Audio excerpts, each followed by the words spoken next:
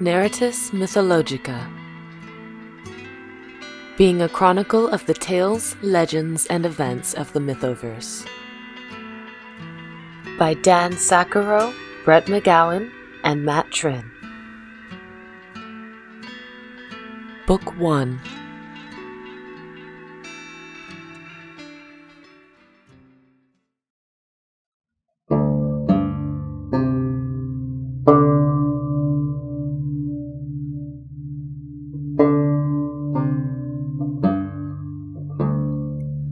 The following is a correspondence between Private Joseph Samuel Burmester of the 25th Alabama Regiment, 2nd Corps, Army of the Tennessee, CSA, and his wife Caroline, shortly after the Battle of Brown's Ferry. Chattanooga, Tennessee, August 29th, 1863.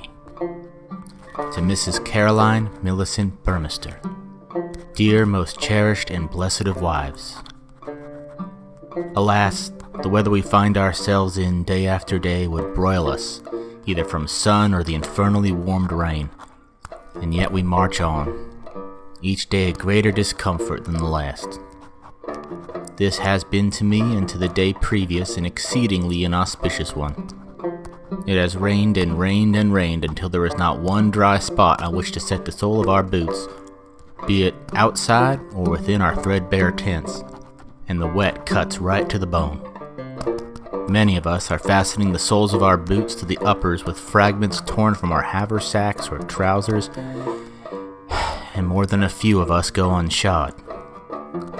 In spite of these hardships, all is not gloom. I have recently been appointed regimental postmaster, and I take mail each day to the boat and carry back whatever there may have been received for the regiment. For this small grace I am grateful, for it affords me ample opportunity to dispatch and receive these missives, which grant me some small solace from the tediums of the march and the uncertainties of these long and intolerably damp days. I pray that this letter finds you well. I pray it finds our rambunctious Mary, our stout and rugged young William, and our studious Jessie also in good spirits and good health. I hope to hear that William's efforts to complete the well have been fruitful and that our cow has birthed a healthy calf. As the campaign draws intolerably on, with scant end in sight, I fear the enemy less than I do dysentery, frostbite, or infection. I dream that with each passing sunrise I move closer toward our reunion, a thought that has consumed my every conscious moment these past months, and one I have every faith shall not be in vain. This does not, sadly, alleviate the day-to-day necessities I am compelled to contend with. Nonetheless, it is this faith which permits me to endure. Perhaps it is the unending dreariness of the march, the boredom and discomfort of camp, but at times when I am near sleep, I could be almost certain that I have heard the euphonious tones of your delicate voice, reciting our most cherished passages from the book of Matthew. In fact, so vivid was this vision that at one time I could testify on the holy book that I have also felt your gentle, reassuring caress upon my battered, unshaven face. I then looked up to see you sitting by me with a warmth of expression I have never before beheld. At that moment I, at least for that fleeting instant, felt as though it was this goodness-forsaken war that was the dream, and not this glorious vision of you. Were it only so. Although the thought be blasphemous, what that I could will this war to be the delirious vision, and to have my truth be the one in which I lay each night with my beloved wife in my arms, filled with the warmth and love that is my reality's antithesis. But such is not the realm of men, if only it were. Until such time that your warmth may touch me outside a dream, I remain your most devoted love, Joseph Samuel Burmester.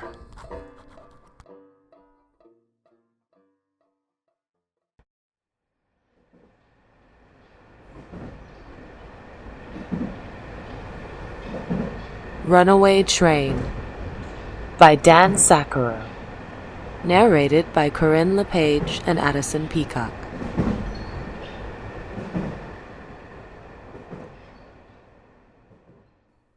It never works. I don't want to talk anymore. I was sick of talking. There wasn't anything to talk about anyway. I just wanted out. I quit. I picked up the first heavy thing I could reach, which turned out to be a wooden cutting board sitting by the sink, and threw it like a frisbee directly at my mother. It went way wide, though, and only ended up hitting a bookshelf that had a bunch of ugly, useless crap on it and a few photos. Everything went flying everywhere. The last thing I saw out of the corner of my eye as I ran into my room for my bug-out bag was my mother's devastated face, slowly lowering into her hands. Nice try. That dog won't hunt this time. No more of that transparent, emotional blackmail. I'm gone. Sam is done playing this stupid game. I got out the window with my bug-out bag in under 30 seconds from my toss, and I was off to the races the moment my feet hit the damp grass. I cut through the backyard, and through the side fence where it was missing a board, I had to stoop and ease through sideways to fit. I took this route so I could disappear from view as fast as possible into the wooded area on the other side, which is exactly what I needed. I wasn't taking any chances at my mother seeing or following. I didn't even turn around to look back, as if I would be immediately caught if I did. From there, if all the planning I went through was worth anything, it would be a quick mile jog through the woods and a bunch of backyards, and then it's nothing but the green grass of freedom. If I could just make it to the tracks. What an avalanche of adrenaline! I feel like I just busted out of Alcatraz, with every step I took bringing me further and further from a life that no longer had any power over me, but could still regain that power if I didn't move my dead ass with everything I had. With that thought in mind, I picked up the pace, my blood pounding in my ears and my breaths becoming heavier and more rhythmic as I went. I ducked and bobbed and weaved through hedgerows, patios, around a pool or two, and across a paved road with a single blinking red light at an intersection 50 feet down. For a moment, I got the crazy idea that the blinking light is some alarm that went off when I bolted, and that I'd be swarmed by cops at any moment. The thought shot a fresh thrill through me, and I made my legs go faster. I cut through a dense grove of trees, and the proximity of the branches, brambles, and leaves passing by my face gave me a true sense of how fast I was still moving. This made literally no sense. I must have been sprinting for close to half a mile, and I was still going. I never, ever did anywhere near this well in gym class.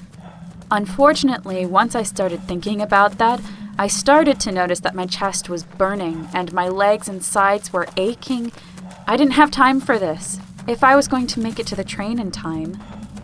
Jackpot, there were the tracks. A second after I saw them in the near distance, the glorious, heavenly tones of a locomotive horn tore through the still night air, like a cavalry charge being called at the most pivotal instant in a desperate battle. I couldn't have timed this better. I saw the engine's light getting nearer and brighter as I exerted myself in one final sprint. This was really going to happen. I was out of here. Nothing or no one was going to stop me, especially Mom. The wind had been picking up this whole time, and by now it was rushing in my ears to the point where I felt like I was flying. The thought almost made me whoop out loud. It was so perfect. I felt like I could leap over the next town if I just pushed off hard enough. I didn't try, though, as awesome as that would be. I settled for coming alongside the moving train and making a grab at one of the open freight cars. I had a little trouble at first until I heaved my bug-out bag up and into the car, and then it was much easier. I lifted myself up, rolled onto my back, and just started laughing. I had managed to accidentally time this whole thing so perfectly that I literally had just made it on board when it started, seriously, to pour. I lay there puffing and wheezing for a bit, and then I started singing, Let it rain, let it rain, let it rain, to the tune of Let It Snow. After I giggled, half from exhaustion, half from giddy excitement, I sat up, zipped open my bug-out bag, and rummaged around for a bottle of water. I was seriously parched from that run. As I popped the cap and chugged down a few swallows in between deep, heaving breaths, I noticed that the combination of the driving rain, wind, and the steady click-clack of the wheels on the track was extremely soothing. I didn't think I'd be awake for much longer, which was just fine. I had a long trip ahead of me. I splashed the rest of the bottle on my face and wiped myself down hard with a towel. I was covered in sweat and I needed to cool off. That done, I wedged the empty bottle in a ring I saw on the cart side near the door and left it to collect rainwater. I felt really pleased with myself over that. As I sat there by the open side of the car, an exhilarating thought came over me. For the first time since I can remember, I had a world of infinite possibility at my fingertips.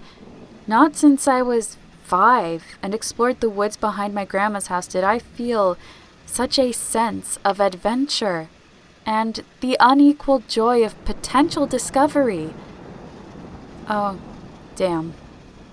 Thinking about that moment in the woods set off another memory, one I can't ever help forgetting. I was maybe 7 or 8, and my mom had just said she was getting remarried to this giant douchebag. I hated him from the moment I saw his phony grins, and I didn't want a thing to do with him. Well, one time he comes up to me when I'm near the entrance to the woods behind Grandma's, and he tells me he's going to be my father. "No, you won't," I said. "I am," he said. "I strongly suggest—" God, I hated how he kept using that phrase. "You get used to it, Samantha." God, I hated hearing my full name like that. "No, go away!" I screamed and turned and ran, hoping to lose him in the woods. "Whatever," he said. "I can run faster than you anyway." The smarmy way he said that boiled my blood, but he wasn't lying. I heard the slow, steady thump of his long strides, and I saw his damn shadow slowly overtaking me. I didn't make it anywhere near the woods. He didn't do anything but scoop me up that time, but I'll be damned if that wasn't a bellwether for what would come. Mom just stood by and watched him do it all too. Enough, that was all over now. That asshole and that old life are history. I was on my way to a new life, on my own terms and no one else's. All I had to do was wait to get there. I shook myself awake I don't know how long after I fell asleep, but I noticed that it was pitch dark outside, and it was still raining. I went over to my water bottle and pulled it free for a drink, and that's when the most brilliant lightning flash I'd ever seen lit up the area like noontime.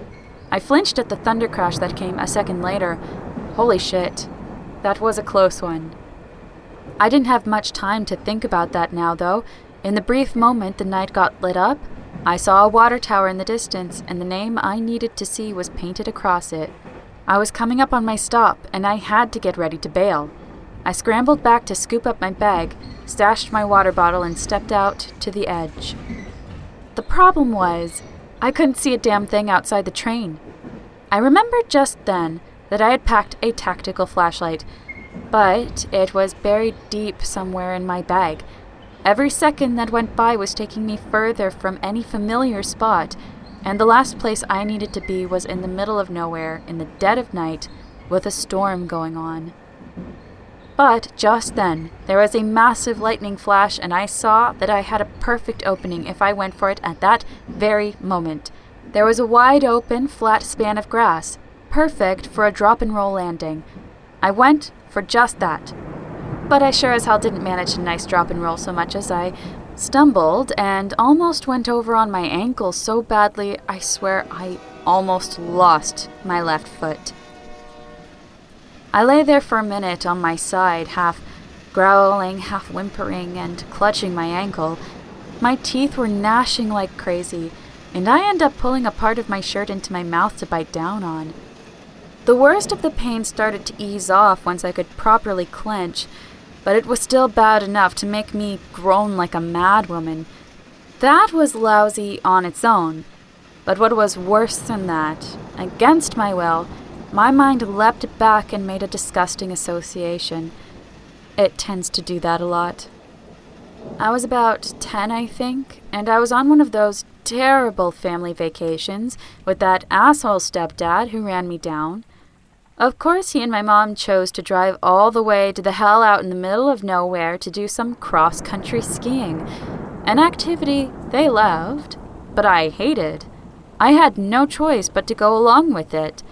They were both having a blast, but I was frozen through and through, and my toes were so cold in those flimsy clip-on shoes that they felt like they were bleeding. I said my feet hurt and that I wanted to stop and go back to the car and wait. Asshole stepdad just turns and yells that I always ruin the fun for everyone else. I replied that I wasn't trying to do that. It was just I was so cold that it hurt. I guess he thought the tone of my voice was bratty and whiny anyway, since he started to make fun of it. "Wah," he said, scrunching up his face like a baby. "Shut up," I screeched. "Wah," he said, louder, now that he knew it was pissing me off. "Shut up!" I howled as loud as I could, but I was just a little kid, so it came off more like a high-pitched blast from a whistle. "Away," he said one more time, and then I tried to turn and storm off, but I was clipped to those stupid skis, and I ended up flopping and flailing around in my thick snowsuit so badly I almost fell over. He started laughing his ass off. My mom just stood there that whole time and did nothing. She always did nothing. Thanks a lot. No, not this time. I wasn't letting a little thing like almost breaking my ankle stop me, or even slow me down. I let my anger at the pain and at the memory do its thing, and soon enough, I was on my feet again. Sort of. By then, though, I was thoroughly drenched. Fortunately, a quick lightning flash showed off the water tower nearby, and I let out a sigh of relief. I could find my way from here, I think. I suck at directions, but I'm damn good at remembering landmarks.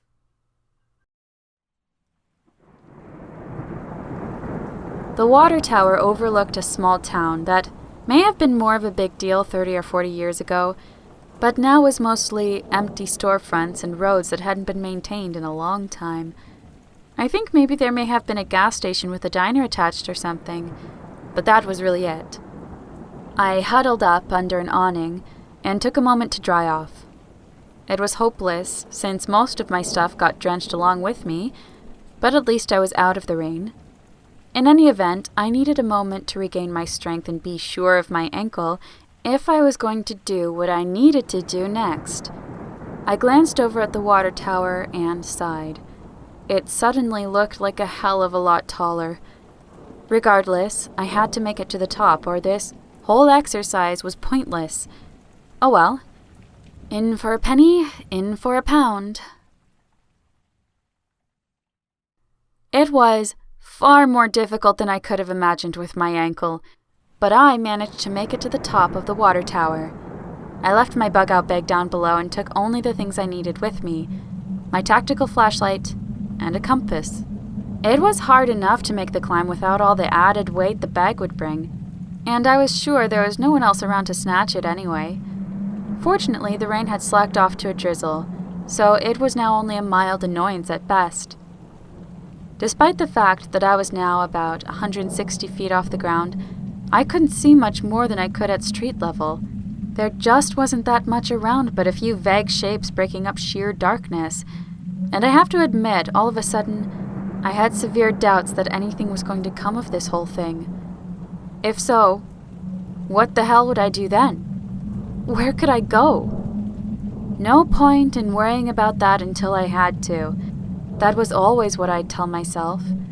Unfortunately, I'd have to worry about it in a few moments if what I had to do didn't work. Either way, there was no sense of just standing there, doing nothing, so I just got right down to it. I shined my flashlight on the compass and found the north side of the tower. Once there, I lifted my flashlight to shoulder level and took a deep breath, feeling my heart rate rise. After a moment, I began clicking the flashlight on and off, repeating a Morse code pattern over and over. I am free. I did that maybe 10 or 12 times before pausing to wait. After a few minutes, I repeated the process, feeling a bit more anxious this time. Nothing. By the 5th time I started the signal over, I was starting to feel a little lightheaded, as though the metal grate beneath my feet were swaying. What was I thinking? This was completely and utterly insane. Wait! Far off in the void, as though it were a hand pulling me from the depths, a tiny flickering light pierced the darkness. I was so surprised I wasn't able to process any pattern at first, but fortunately, after a pause, it repeated. Gas station, it said. I couldn't help it. I collapsed against the metal wall behind me and cried. I didn't have to wait long at the 2-pump gas station before he arrived. When he stepped into the small circle of light, I was greeted with the sight of a slim but muscular young man in a gray hoodie and a shirt with some band on it I heard of, but never listened to. He was wearing slightly loose-fitting jeans with black boots, which looked a lot more waterproof than my worn-out sneakers. He had the beginnings of a 5 o'clock shadow, and a ring on his nose and one eyebrow. "Rowan!" I exclaimed, and my face lit up. Hey, Sam. Rowan said. I'm real sorry about the whole... He made a twirling gesture at everything. Rigmarole, but we couldn't risk being found out. I made like I was going to interrupt him just then because I wanted to, but he held up his hand to stop me. Don't feel bad. Every one of us had to go through the same thing. I mean, the meeting spot has to change each time, and we can't let anyone know where it is unless we get the right signal. I nodded, remembering everything I had to go through to find out where and what to signal. It wasn't easy. It's fine, I said. You have to make sure you can trust me, and that I really wanted it. Well, I do. I dumped everything. I want in. I told him everything that happened from the moment I stormed out of my bedroom window with my bug-out bag. You get it, he said. You're in. Now, come on, you must be wiped out. Beyond, I sighed, falling in behind his lead. I hope you all have something warm to eat. He glanced at me a second. We will, was all he said.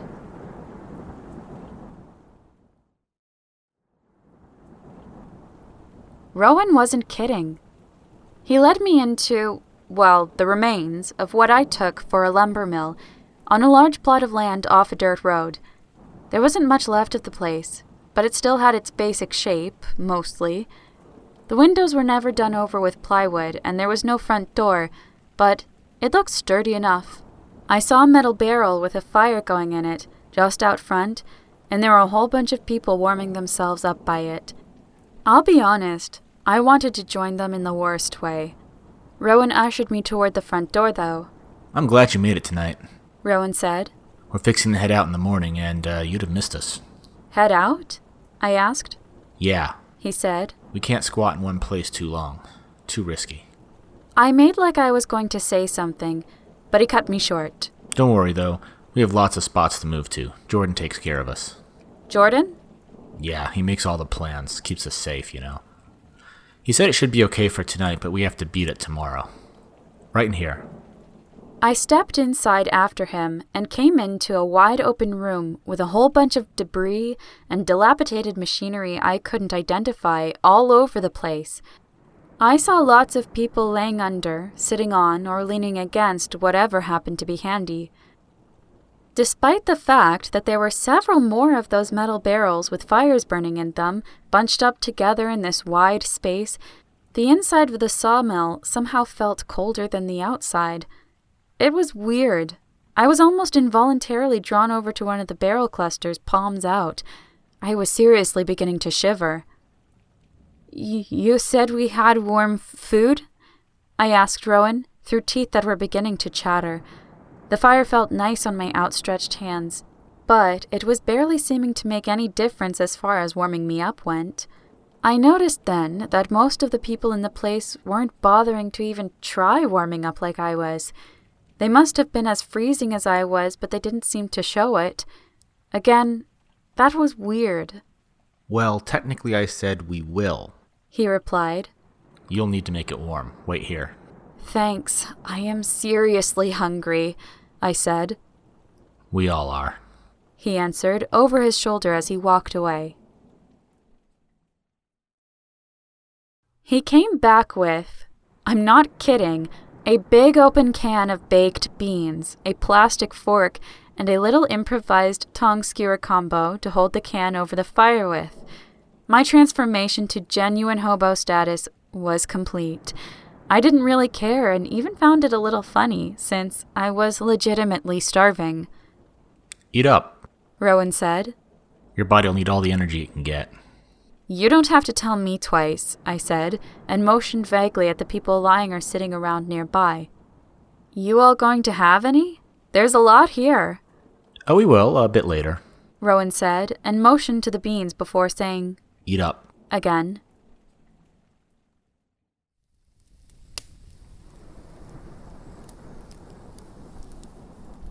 I sat on a nearby crate and went on warming the beans. No one around me really tried to talk to me or anything, but I guess it made sense since a lot of them looked about as tired as I felt. I swore it was getting colder too, even though I was literally a foot from an open flame. I have to say though, the beans started smelling absolutely delicious. Actually, more than delicious, much more. It may have been because I was extremely hungry and cold, but I think I would have paid $20 for a single spoonful of this stuff if I had to. Fortunately, and this thought almost made me lose my mind just then, I could have as much of this stuff as I wanted. I don't think I could have thought of anything that made me happier just then if I tried. I looked around, figuring that everyone nearby must have been having the same thoughts I was, but no. They were all just acting like I wasn't even there, and this delectable aroma didn't exist. Maybe I was losing my mind, but I had a hard time believing no one could smell what I was smelling. Are you sure you don't want any? I asked this guy, seated against what looked like a scrapped control panel. He shook his head without so much as looking at me. I could only look back at him for a couple seconds in disbelief. Finally, though, I saw that the beans were bubbling, and that was a damn good thing because I didn't think I could have held back another minute. I brought the can close and dug in. Holy sweet hell, it tasted like pure euphoria. I'm not exaggerating. My eyes rolled all the way back. I inhaled so deeply I thought I might choke on the damn beans, and then I very slowly swallowed. After that, I think I managed to shovel in half the damn can in 15 seconds flat. I couldn't eat them fast enough to satisfy me. They made me feel warm, strong, alert, and, oddly enough, content. Completely. Like the last 15 years of my life didn't matter because everything from here on in was going to be nothing but clear skies and smooth sailing. Who cares that I was only 15 and just flushed everything I had clear down the toilet? Who cares that I was broke and surrounded by strangers who were suddenly closing in around me in a tight circle, blocking off any opening for me to get past them? Wait, what? I dropped the beans. I spun and found myself face to face with Rowan. Feel better? He asked. I found that I couldn't speak. All of a sudden, the euphoria I was feeling was replaced with an equally powerful feeling of utter dread. Now that you've eaten, Rowan said. It's our turn. We'll need all the energy we can get. He placed a palm over my mouth, silencing the scream I tried to let out, and then my legs gave out from under me. I hit the ground, or at least I think I did, because I couldn't feel a thing in any part of my body. I was completely numb. I think I was still wide awake, but I could only register bits and pieces, which made me question if all of this was some terrible dream. I was on the ground 1 minute, and the next I was hoisted up by several people like I was crowd surfing, and all I could see were blurs and swirls of color. I also found that my brain couldn't focus on a given thought for more than a few seconds, but when I could, I managed one that was especially terrifying. Oh my God, they drugged me. I couldn't move. I couldn't struggle. I couldn't do anything. What were they going to do to me? They set me down on something. I couldn't feel if it was the ground or mattress or a pile of rocks or, hell, it could have been a bunch of broken glass for all I could feel. All I knew was I was about waist level with all of them, and they were gathered around me. I was looking up at a crowd of shadows. Just then I heard something almost too faint to be heard, but distinct enough to identify. It was a scream. It was mine. And then, for some reason, my mind made yet another of its unwelcome associations with some long-believed forgotten memory. I hadn't thought of this one in years, but the shadows looming over me and my ever-so-faint scream made all the synapses click into place regardless. I was in my bed, with the lights out, but the moonlight was spilling in from outside and made my room look as though it were full of complex, indecipherable dark shapes. All of a sudden I heard a thump and someone screaming. It was my mom. I sat bolt upright and listened hard. I could hear voices yelling something, but I couldn't make out any words. I snuck carefully out of bed and through my door. I can't believe this bullshit, I heard my stepdad yell. I could also hear my mom's heaving sobs. Then, a second or two later, I heard something I honestly don't recall ever hearing before or since. My mother yelled back at him. "You can't believe this?" she howled, her voice cracking and breaking. "I'm on my hands and knees, 7 months pregnant at 11:30 at night, scrubbing your dog's shit off the kitchen floor after spending hours fixing your goddamn bookkeeping for your fucking business that's putting us in danger of being prosecuted for tax fraud, keeping all of your customers from demanding their money back for jobs you never finished because you took money from their jobs to finish other jobs because you blow the business's money on worthless, ostentatious crap. I help Sam with her homework for hours a night while doing all the laundry and cooking and cleaning and shopping, and then you have the audacity to yell at me because I don't go out and get a job?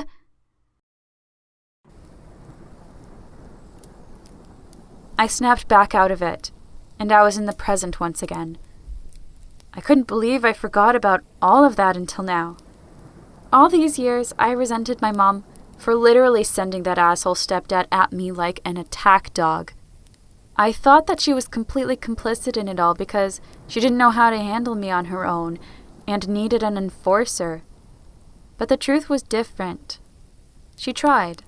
She tried to stand up to him and got beaten down for her trouble. She tried, but eventually she couldn't. Over time, she just gave up. Gave up on herself, on me, on everything. I can't do the same. I can't give up. I saw someone's face getting closer and closer to mine. Whatever this asshole was going to try to do, he was going to get something good to remind him he shouldn't have. I set my jaw. I put everything I had into willing my body to move. It did. I got my teeth around his nose and bit down with every last bit of strength I had. That caused quite a stir. I'm sure that was the last thing they expected to happen. and so all of a sudden I was surrounded by noise and scurrying. I took my chance right then. I rolled off whatever I was lying on and hit the ground moving, forcing my way through a forest of legs and bodies. I was surprised to encounter so little resistance, but I didn't feel like complaining about it. I managed to get to my feet and start a kind of pitiful lope down some random passageway I saw. I had no idea where I was going, but moving helped me believe that I had some say in the matter. Sadly, that belief didn't last, though. Not that I expected it to. Before too long, I was good and properly cornered, and staring down a crowd of shadowy human-like shapes. I had nowhere else to go. That wasn't nice, I heard Rowan's voice say. Then all at once, I saw dozens of tiny red points of light cut through the dark, at roughly the height of human eyes. Before I could do anything else, he was on me and spun me around, pressing me hard against the wall.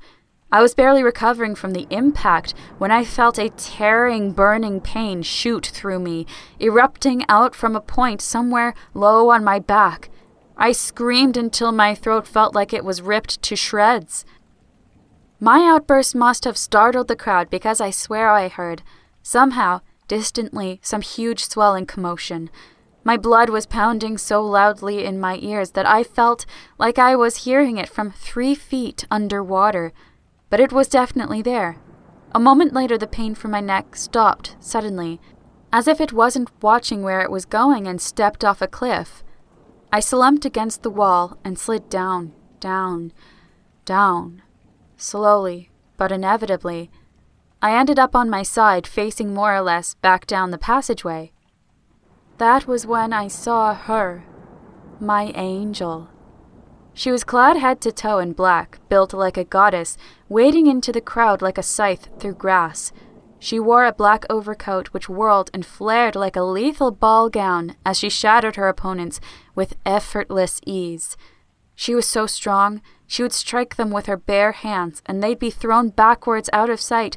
She was so strong, she shrugged off blow after blow, and nothing seemed to wound her. She was so strong, I saw her lift Rowan with one hand and slam him to the ground like a toy. Just then, she drew a sword, and then another. She then turned to face an enormous, solidly built man who must have been the size of 2 NFL linemen put together.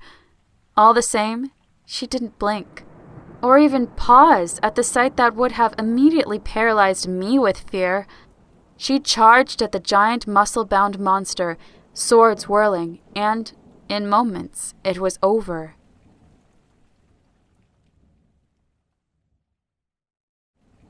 I'm not sure how much time passed after that, but all I can remember was hearing some sounds of debris shifting or something of that sort for a little bit, and then I saw my angel's vague shape at the head of my little passageway.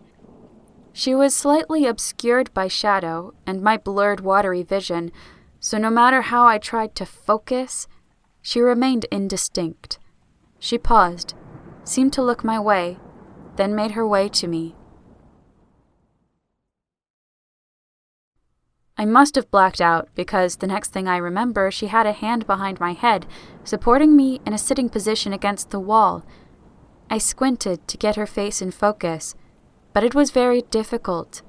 I could see pale skin, jaw-length black hair, and an intense expression. She honestly didn't look much older than I was.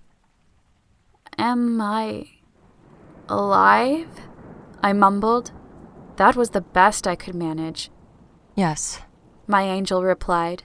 Her voice was youthful but solemn. "Hold still a moment." I did that.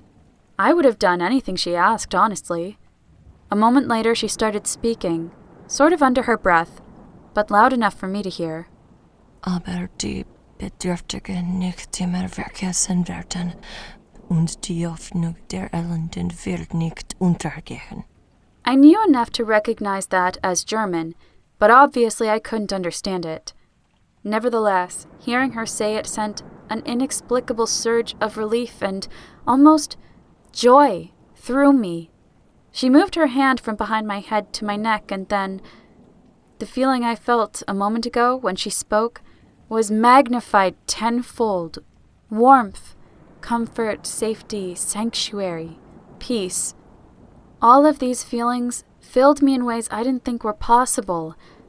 Though it only lasted a second or two, and even as it faded, I felt stronger, happier, and healthier than I could ever remember being. "Oh, wow," I whispered. Good.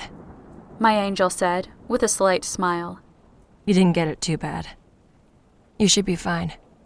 I touched my cheek where she touched it. The afterglow still seemed to be lingering there. I looked directly at my angel, who was now clearly visible. "Who the hell were those people?" I asked. Assholes who can't wait to meet people with nowhere else to go, she said. Find someplace to go that isn't here. "Who are you?" I asked. My angel's gaze flicked up at me for a moment. She blinked once, and then... Just someone who's been where you were about to end up? No clue what your deal is, but if you're trying to fix it, this? She gestured with one arm to indicate everything around us. Is the wrong play, kid. Whatever you're running from, run far away from here. She helped me to my feet, and then she placed a hand to her ear. Casey, Reese, it's Adobe. Area secure. One survivor. Drugged for flavor, it looks like. Any by you? She waited a moment, and then she placed her free hand on my shoulder, gently guiding me along. Copy that, she said, her voice low. Meet by the west side. Am I began, but I had trouble completing the thought. Were there more? Was I the only one who... My angel said nothing except... You'll be okay. Would I be? Despite everything, was I finally given a chance to be okay? Like my mother, who had a chance, but didn't take it? For the first time, maybe in years, despite everything, I believed that I did. I was given another chance. I was going to take it.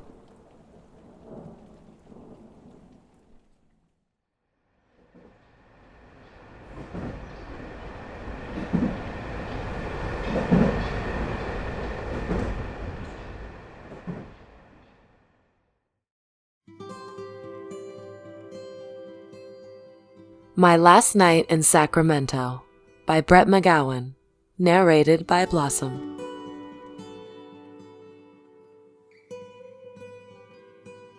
That's it. Everything's packed up.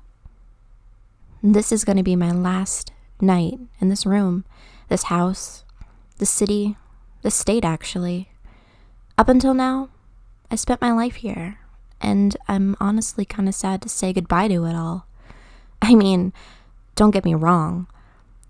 I want to leave, but at the same time, no, I know why I'm leaving. I put on some Deftones and lay on my bed. Only thing on my mind right now is how I got here. To start, I grew up in Sacramento. Life was pretty normal. I had a mom and a dad, and we did normal family stuff. Then school started. Okay, so I need to put this all in perspective. I, Jenny Han, as far as I know, am 100% Korean, which means I'm Asian, big fat duh. Why is that important? Because Asians, especially Asian girls, are typically not my height. Right now, I'm 14 and 5'8", and no, this wasn't a growth spurt. I've always been tall for my age. Now, with that in mind, I want you to think for a second. If you're tall, Asian, and just starting school with a class full of immature dickweeds, what nickname are you likely going to get stuck with? If your answer was the name of a giant fire-breathing turtle, well, wrong reptile. It was the freaking lizard. Boys in all my classes thought they were so freaking clever when they yelled, Run! It's Godzilla! I hate Godzilla to this day because of that. The only one who didn't do that to me was the boy who became my best friend. His name was Connor. He was the only one that was actually nice to me and didn't make me feel like I was a freak. He and I were inseparable for years, did everything together. When he started skateboarding, I begged my parents to get me one. Ended up having to wait for my birthday for that one, but I remember this one time back in 4th grade, this guy was the millionth person to think he was the first person to make the Godzilla joke with me. Well, 5 grades worth of pent-up aggression finally got out. I teched him right in the nose and he went down on the ground crying. I mean, I did kind of break his nose a little and I do feel bad about it, but I was holding that in for years. So I got detention, to no one's surprise. Connor came to break me out so we could go skateboarding.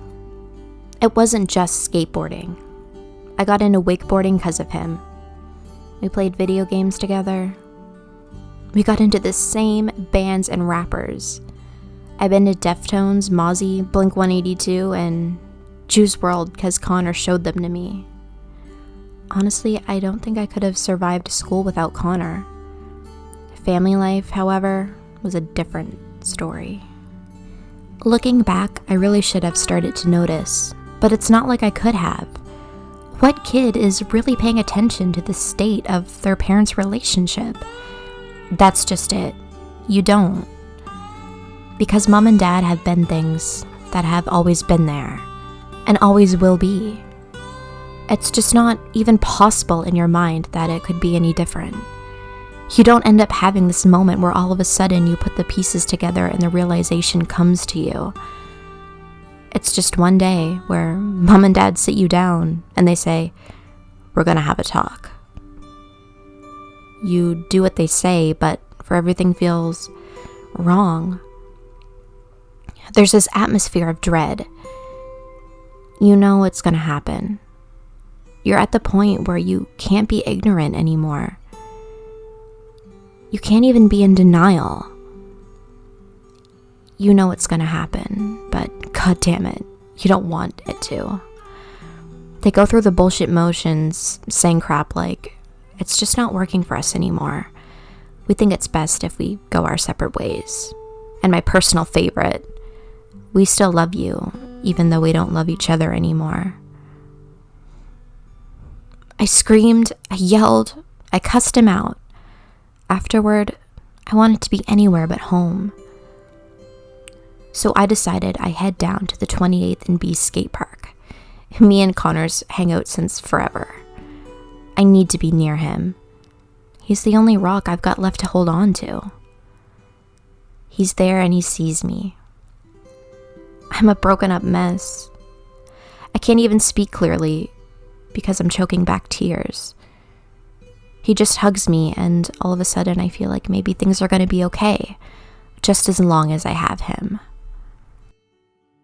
Months go by. Whole family life is uprooted, but I'm able to deal with it because I still have Connor. He's my best friend. He's always been there for me. He always will. The more I think about it, the more I start to realize I think I like him. Like him. Being around him makes my heart feel like it's gonna burst. He's constantly on my mind. He's this piece of myself I didn't know I was missing. If I'm with him, then I don't care about my parents' crap anymore. I just need him. It's near the end of 8th grade. Gonna meet with Connor at 28th and B. I'm finally gonna tell him that I like him and I want to be with him. I get there and he's there with another girl. They're holding hands and they're kissing. I turn around and go home. That night I just lay in my room, crying my eyes out. He was supposed to always be there for me.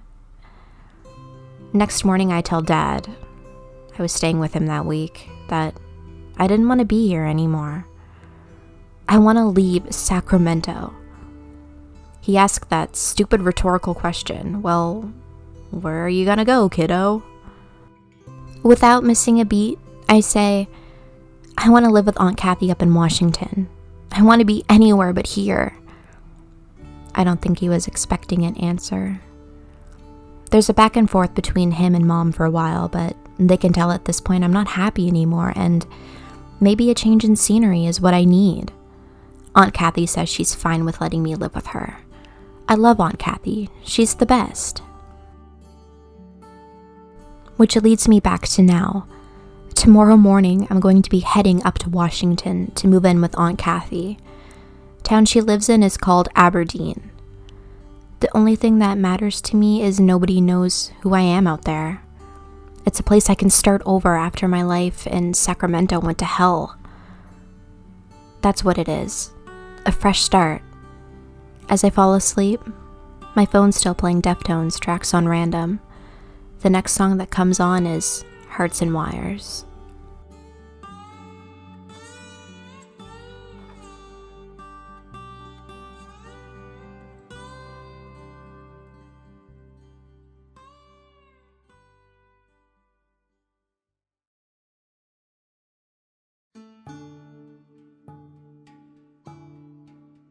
From the Journal of Maria Fletcher by Matt Trinh, narrated by LaurenDraws.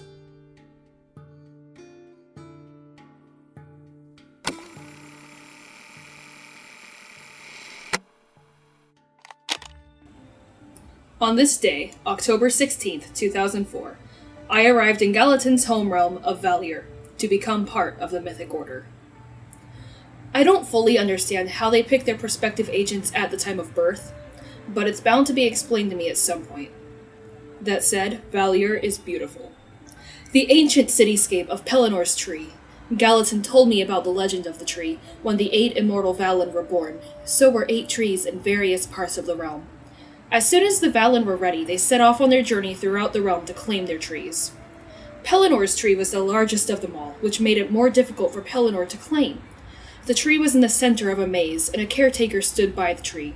The caretaker asked Pellinnor 3 questions that the Valen had to answer correctly. Pellinnor failed to answer the questions 3 times.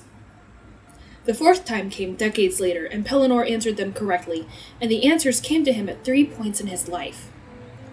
The first was when Pellinnor experienced death for the first time when one of the younger Valen died from sickness. The second when he had to take up a leadership role among the Valen. And the third was when Pellinnor had to make the decision to go to war with his brother, Bagmus, as the latter tried to assert his view that subjugation was the best way to protect the human realm. All experiences that allowed the caretaker to finally let Pellinnor take possession of his tree. From there, the city of Pellinnor's tree was established. When Pellinnor returned to Valier from his travels in the human realm, he went to the tree to live there in seclusion, waiting for the day he'll be needed once more. Mythology and folklore have always been my favorite subjects to read, and based on that story, I have a feeling that I'm going to enjoy my time here.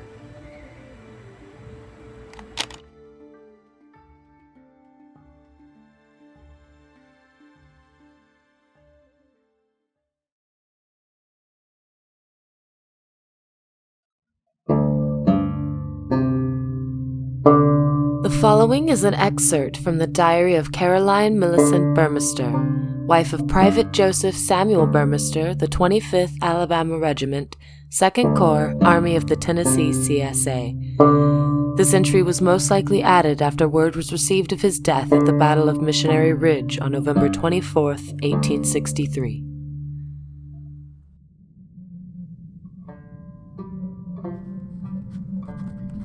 December 12th, 1863. The barren silence which lays over our land in this cold blanket of quiet is as nothing as to the desolation in me. In the vain hopes of saving all I hold dear, I have instead lost everything. My husband, my children, my home, my very soul. I write this only to delay the inevitable, as when I finally fall asleep, I will not awake again. I am so very afraid. I have acted wickedly, ruinously, and iniquitously. I sought to countermand God's will, to enforce my own will upon the world. But I only wished for my family to be together once more and forever. To free my husband from the bonds of his service in this wretched war, which will never end save in catastrophe for our nation and people. I offered all we have for the power to do it, but I have been all the time deceived. I asked for the power to rejoin my husband, and I foolishly sought aid from the Lord of this world when he appeared to me in my restless hours. I implored him that, even at the cost of my eternal salvation, I would have our family whole once more. I was granted this boon, but not in the way that I had wished. The gift was given with a terrible cost, and so deceitfully that I cried out in impotent, helpless rage once I apprehended the truth of it. I asked for the power to reunite with my husband before he marched off to his death, and I was transported to his side, but only as a waking vision he did not recognize as real. From where he lay, it must have seemed as little more than a fever dream. Once this was done, I awoke once more in my own bed, and the foul king of lies had taken everything. My children lay dead. My husband is dead, and soon I shall be dead. I see now, through the window, a company of the clergy approaches, and their faces are grim. No doubt the Heavenly Father guides them to exact righteous retribution upon this vile heretic. It is just as well. I will not resist. I go now to my final rest, and to the richly deserved damnation that surely awaits me.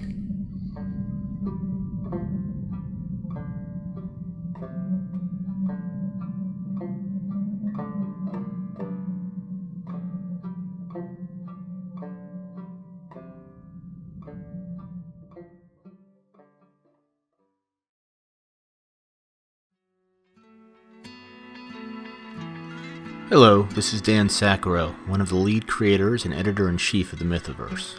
We hope you've enjoyed Narratus Mythologica Book 1. If you have, please like, share, and subscribe for more of this and other content from the Mythoverse.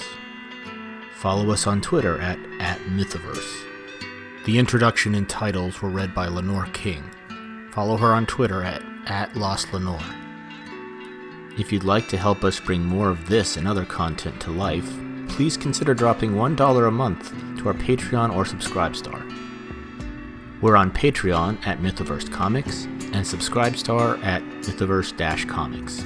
All proceeds go to our voice actors and artists.